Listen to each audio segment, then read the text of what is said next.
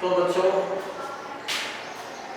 आज इस क्लास में हम जो आपका 2024 का बोर्ड का प्रश्न पत्र था उसका 10वां क्वेश्चन है कायिक जन्म। क्या बोला? कायिक जन्म। कायिक जन्म और दूसरा जो शब्द और लिखा उसमें मुगला। इस वाले क्वेश्चन को हम करेंगे।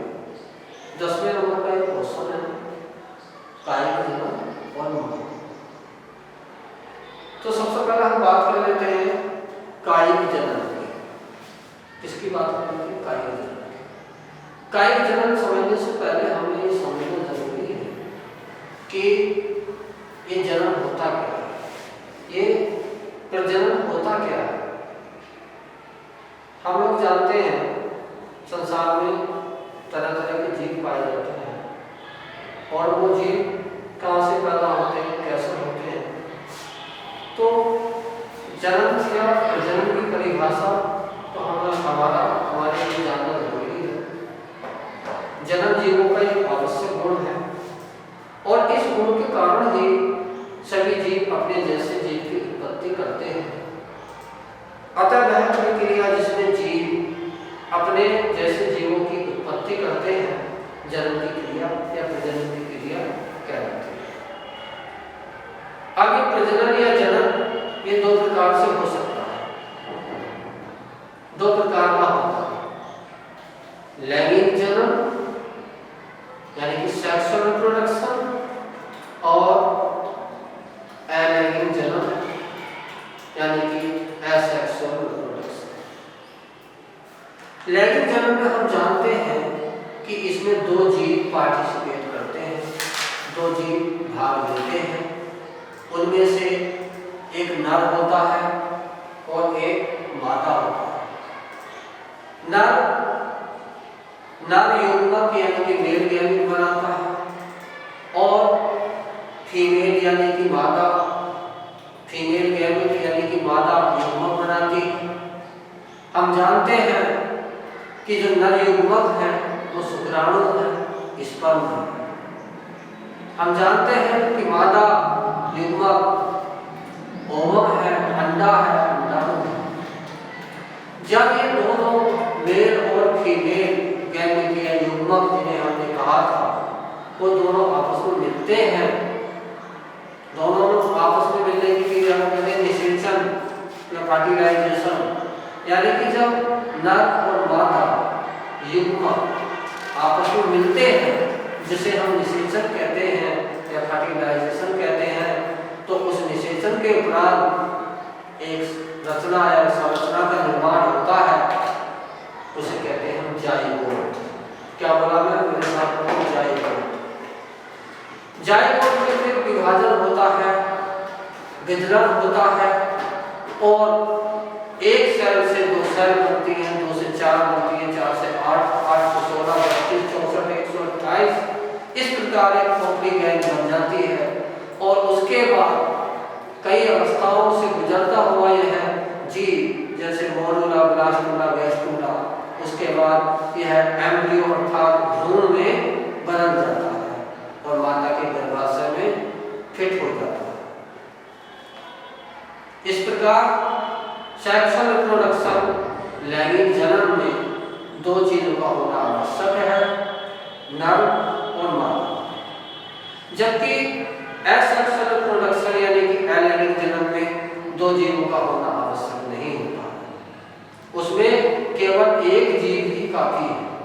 यानी कि दूसरा जो तरीका है रिप्रोडक्शन का, जन्म का, वो अलैंगिक जन्म है और अलैंगिक जन्म में दो जीवों की आवश्यकता नहीं होती, नर और मादा जीवों की आवश्यकता नहीं होती। इनके बिना भी नया जीव बन जाता है, यानी कि एकल जीव के द्वारा भी नए जीव का निर्माण होता है। तो जन्म या प्रजनन की ऐसी क्रिया जिसमें एकल जीव से जीव का निर्माण हो जाता है उसे अलैंगिक जन्म कहते हैं। क्या कहते हैं? अलैंगिक जन्म कहते हैं। अलैंगिक जन्म में एकल जीव से एकल जीव का निर्माण होता है।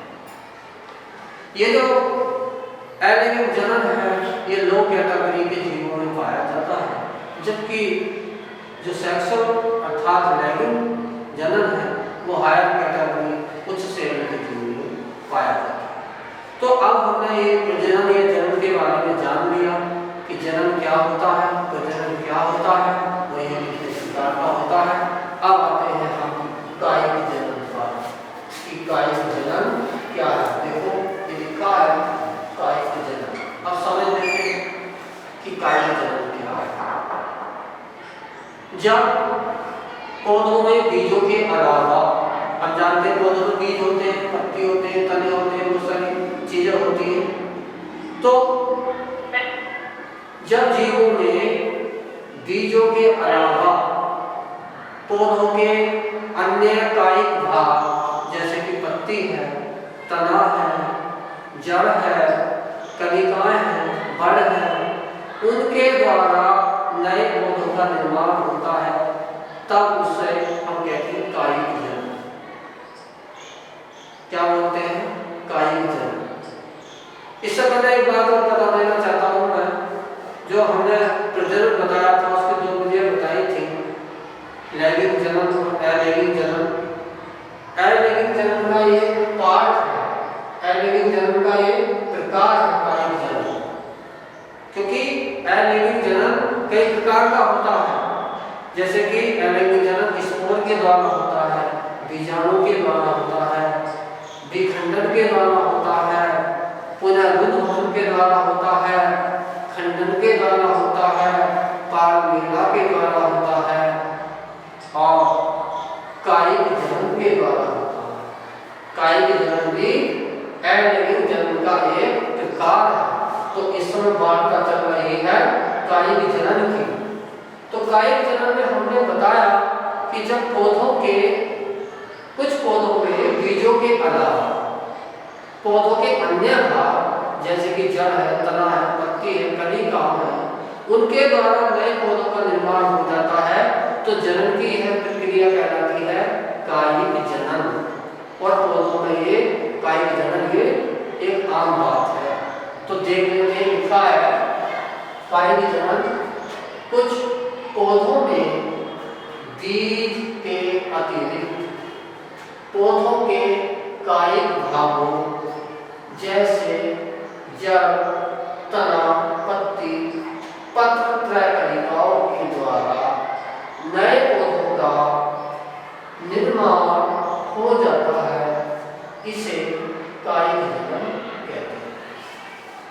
तो आशा करता हूँ कायिक जनन क्या है ये अच्छी तरह से समझ गए होंगे। कहने की सिर्फ बात इतनी सी कि कायिक जनन का मतलब है पौधों के बीज के अलावा पौधे के जो भी अन्य भाग हैं, चाहे जड़ है, चाहे तना है, चाहे पत्ती है, उसके द्वारा नया पौधा यदि बनना है तो उसे हम कायिक जनन बोलेंगे, कायिक जनन कहेंगे।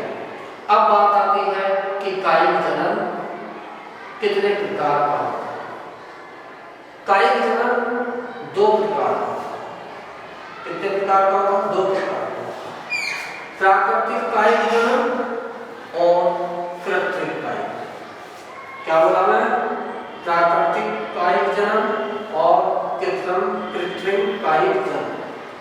तो सबसे पहले ये लिखा है, इसको लिखा कायिक जनन के प्रकार एक, यानी कि दो प्रकार का है, एक प्राकृतिक कायिक जनन और कृत्रिम कायिक जनन।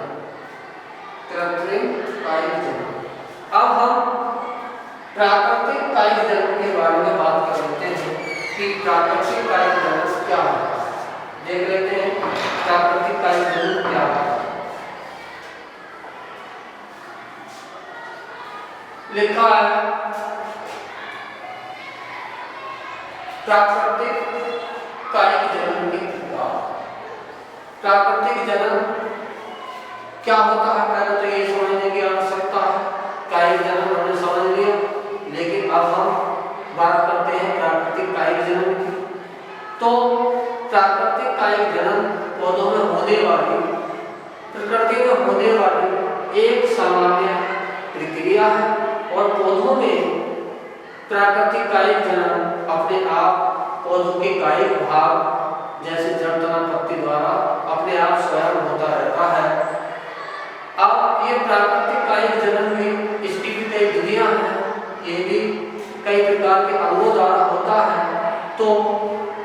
के आधार पर कि पौधों के किस अंग से नया पौधा बन रहा है, इसके आधार पर इसकी कई विधियां हैं, इसके भी कई प्रकार हैं।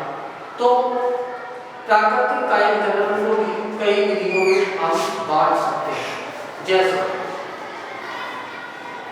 जल द्वारा भी प्राकृतिक जनन होता है। आपने सुना होगा शकरकंद। शकरकंद को असल में शकरगंजी कहते हैं देसी भाषा में। शकरगंजी, शकरकंजी जो भी बोलते हैं देसी भाषा में, गांव में उनमें अलग बोल सकते हैं। तो शकरकंद, सतावा और शीशम। शीशम को तो आप जानते हैं, गाँव वाले इससे तो शीशम का पेड़ देखते भी होंगे। शीशम का जो वनस्पति वैज्ञानिक नाम है वो डलवर्जिया शिशु है। क्या बोला गया साहब को बच्चों? डलवर्जिया शिशु। एक बार बोलो डलवर्जिया शिशु। तो जो डलवर्जिया शिशु है ये शीशम का बॉटनी का नाम है। तो इस प्रकार जल द्वारा शकरकंद, सतावा और शीशम में जल द्वारा जनन होता है। उसकी जड़ वृद्धि करके उनमें बड़ या कलिका निकल आती है और धीरे धीरे वृद्धि करके नया पौधा बन जाता है। तो यहाँ लिखा है प्राकृतिक कायिक जनन के प्रकार। पहला प्रकार है जल द्वारा शकरकंद, सतावा, शीशम। इन तीनों में और भी हो सकते हैं पौधे, उनके जड़ के द्वारा कायिक जनन होता है। दूसरा प्रकार है प्राकृतिक कायिक जनन का तने द्वारा। प्राकृतिक कायिक जनन का दूसरा प्रकार है तने द्वारा।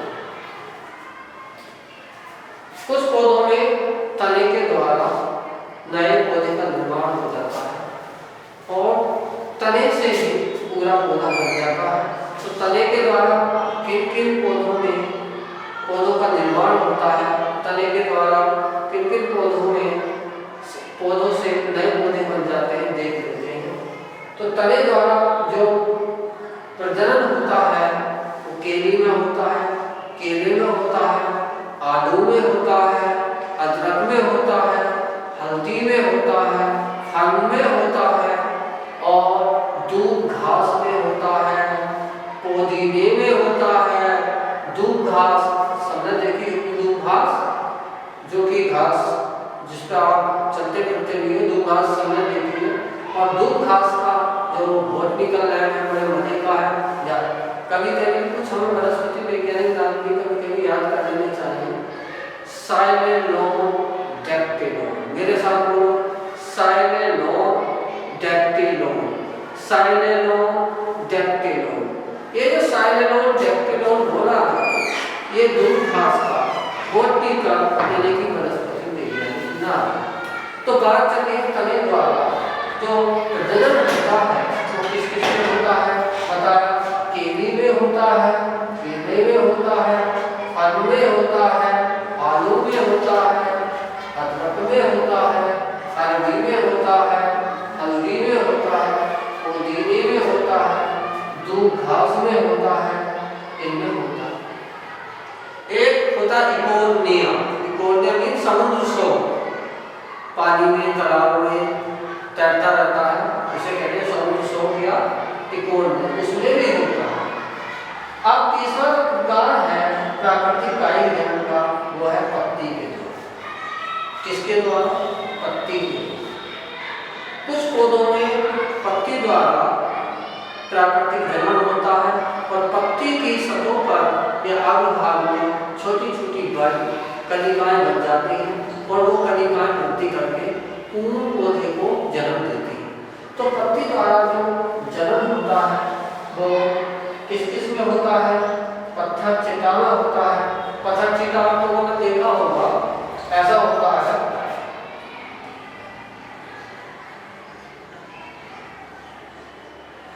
ऐसा उसका पत्ता होता है पत्थर चीटे का। पत्थर चीटा जो पथरी में पाया जाता है, पथरी रोग है तो पत्थर चीटे के पत्ते को एक एक पत्ता चटनी बना के सुबह खाली खा लो, पथरी दूर हो जाती है, पत्थर चीटा। और दूसरा जो पौधा है वो है बिगोनिया। मेरे साथ बोलो बिगोनिया।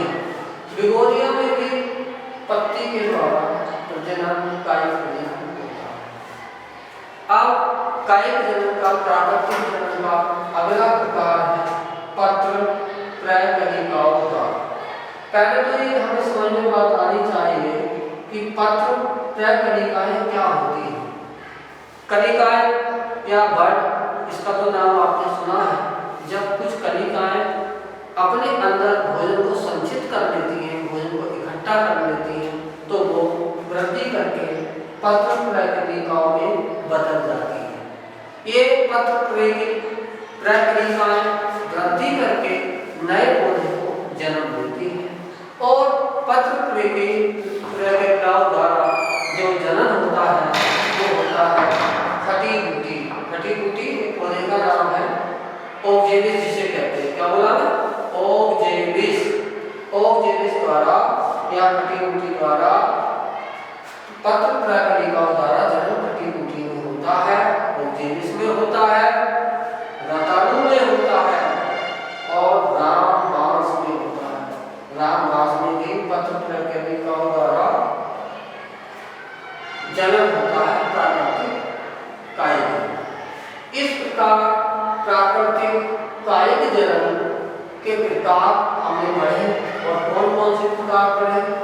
जड़ द्वारा, तने द्वारा, पत्ती द्वारा, पत्र त्रैकणिकाओं द्वारा। जड़ द्वारा किसमें हुआ था? शकरकंद में, सदाबहार में, शीशम में। और तने द्वारा जो हुआ था वो केली में, केला में, फल में, आलू में, अदरक में, अरबी में, हल्दी में, पुदीने में, दूब घास में और इसके अलावा इकोनिया यानी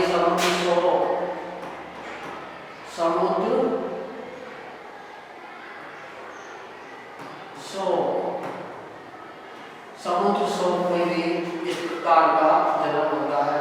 पत्ती द्वारा पथरचीटे में, बिगोनिया में, पत्र त्रैकणिकाओं द्वारा फटीबूटी में, रतालू में, रामबांस। इस प्रकार प्राकृतिक कायिक जनन के प्रकार को हमने पढ़ा और ये प्रकार थे।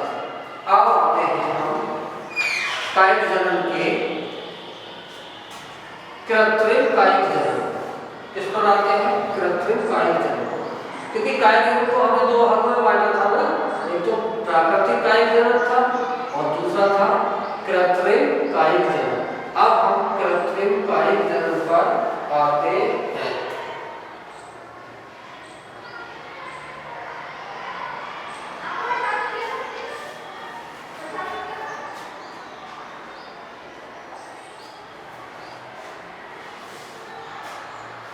ये लिखा कृत्रिम कायिक जनन बी, यानी दूसरा प्रकार है उसका कायिक जनन का कृत्रिम कायिक जनन।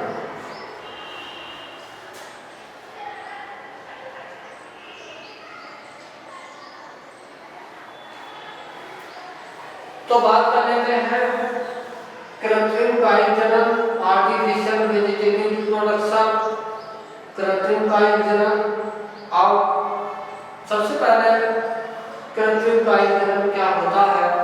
मनुष्य ने अपने उपयोग के लिए इस प्रकार के जनन का सहारा लिया है और उसने पौधों में मनवांछित परिवर्तन किए हैं। मनवांछित परिवर्तनों के द्वारा मनचाहे वो पौधे प्राप्त कर रहा है। आप देख रहे हैं तरह तरह के पौधे, तरह तरह के फल जो हमें कम दिनों में प्राप्त हो जाते हैं, वे सब कृत्रिम कायिक जनन का ही परिणाम है। छोटे से पौधे पर ही आम आने लगते हैं, छोटे से अमरूद पर अमरूद आने लगते हैं, अमरूद के पौधे पर। ऐसे ही बहुत सारे पौधों की प्रजातियां विकसित कर दी गई हैं जो कि कम समय में तैयार हो जाती हैं, कम समय में फल आ जाते हैं, कम समय में वो वृद्धि कर जाते हैं। तो ये जो कृत्रिम कायिक जनन है, ये जो है मनुष्य ने अपने द्वारा अपने फायदे के लिए इसका उपयोग किया है और ये भी कई प्रकार का होता है। इसमें सबसे पहला प्रकार है कृत्रिम कायिक जनन। ये इसके प्रकार लिखे हैं। क्या प्रकार लिखे हैं? पहला प्रकार लिखा है कृत्रिम कायीकरण का कलम लगाना। क्या लिखा है? कलम लगाना। दूसरा प्रकार लिखा है दाब। क्या लिखा है? दाब, लेयरिंग जिसे बोलते हैं। और तीसरा प्रकार लिखा है बूटी बांधना, बूटी बांधना। और चौथा जो प्रकार लिखा है वो लिखा है रोपण या पैबंद बांधना, पैबंद बांधना या ग्राफ्ट। तो देख लेते हैं पहला वाला जो है कलम। क्या होता है कलम? कुछ पौधों के कलिका युक्त तने को हम जगह जगह से काट लेते हैं। शर्त ये होनी चाहिए कि उसमें कलिका हो, बट तो कुछ पौधों में कलिका युक्त तनों को जगह जगह से काट दिया जाता है। उन कटे हुए भागों को हम कहते हैं कलम या कटे। जैसे आप लोगों ने देखा होगा गन्ना होता है, गाँव के बच्चे भली भांति परिचित हैं, जानते हैं। गन्ना होता है, जब उसकी बुवाई का समय आता है तो गन्ने को क्या करते हैं, छोटे छोटे टुकड़ों में काट लेते हैं और उसे जमीन में गाड़ देते हैं, लगा देते हैं, उससे नया गन्ना हो जाता है। इसी प्रकार गूदन कोई तने को काट लिया और तरह तरह भी उसके कई टुकड़े बना दिए। कई टुकड़े बनाने के बाद उसे भी जमीन में गाड़ देते। इसी प्रकार आपने गुलाब की टहनी को देखा होगा, गुलाब की टहनी भी हम लगा देते हैं, गुलाब का तना लगा देते हैं। तो कलम लगाना, गन्ना, गूदन, गुलाब में कलम लगाना, इन पौधों में कलम लगाई जाती है इन पौधों की, और इनसे पूर्ण पौधा बन जाता है। इसमें क्या करते हैं, हमने पौधों के तने को काटा टुकड़ों में और जमीन में उन्हें लगा दिया। इसके भी दो तरीके हैं, जैसे गूदन है और गुलाब है, उसके तने को तो हम खड़ा लगाएंगे जमीन में, ऐसा सीधा। जबकि गन्ने के तने को हम हॉरिजॉन्टल स्टेज में यानी कि क्षैतिज अवस्था में लगाएंगे। गन्ना है, ये गन्ना है, ये गन्ना है, गन्ना है, ये गन्ना है। तो इस गन्ने को हम लेटी हुई अवस्था में लगाते हैं। जबकि गुलाब और गूदन के हम खड़ी अवस्था में इनकी टहनी को लगाते हैं।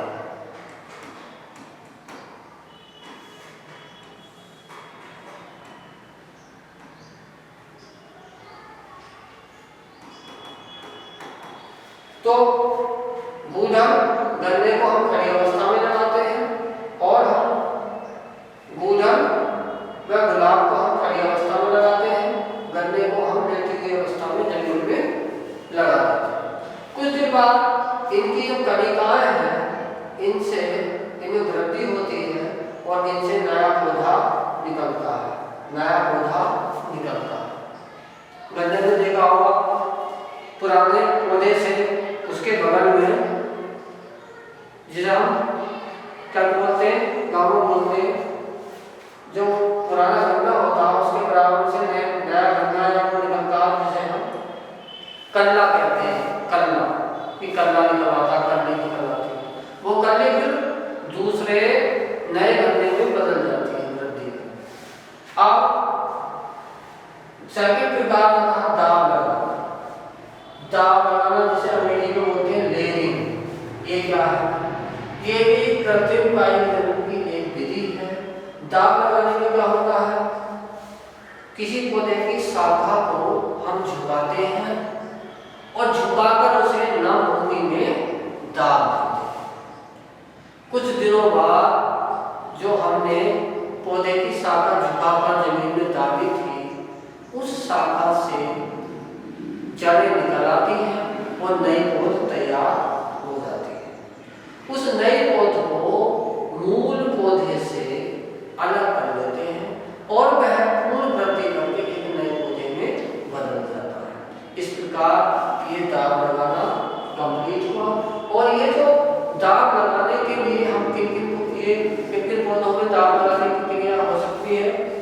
चमेली में, बेला में और कनेर, इन पौधों में, इसके अलावा भी और पौधे हो सकते हैं जिनमें भी दाग लगाना आसान होता है।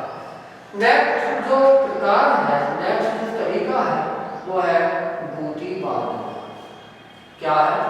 बूटी बांधना। ये जो होता है बूटी हम बांधते हैं अमरूद में, संतरा।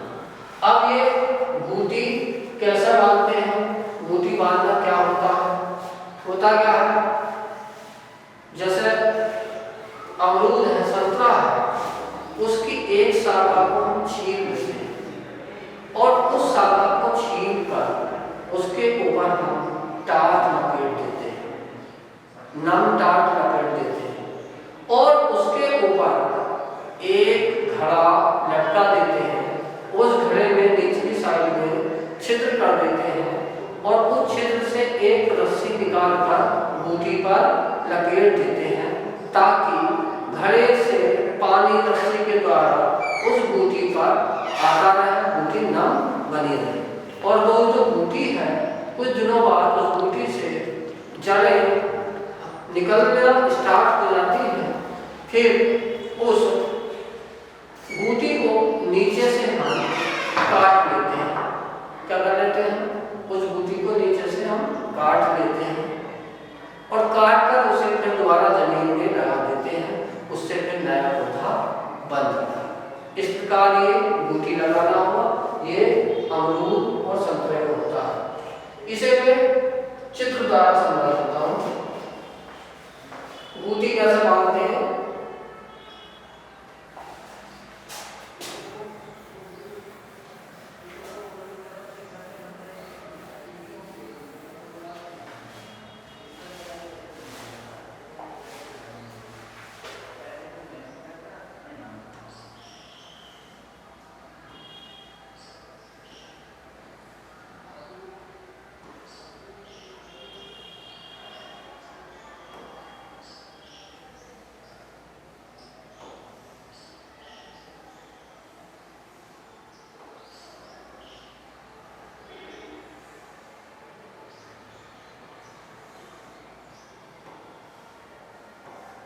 माना एक पौधा है, माना एक पौधा है, इसके यहाँ हमने छीला या छील लिया, इस शाखा को, पौधे की शाखा को छील लिया और छील कर यहाँ हमने टाट लपेट दी, टाट लपेट दी।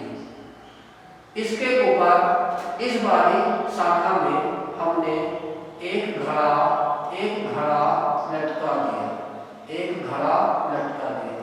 इस घड़े में पानी भरा था। क्या भरा था? पानी भरा था। इस घड़े के निचले भाग से एक रस्सी इस बूटी पर फिट कर दी, लगी रही। इस घड़े में जो पानी है वो रस्सी के द्वारा इस बूटी पर आता है, जिससे बूटी नम रहती है।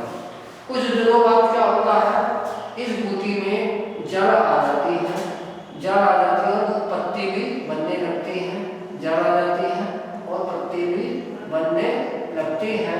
कुछ समय बाद इसे यहाँ से बूटी के नीचे से इस पौधे को हम काट लेते हैं और जमीन में गाड़ देते हैं और नया पौधा बन जाता है।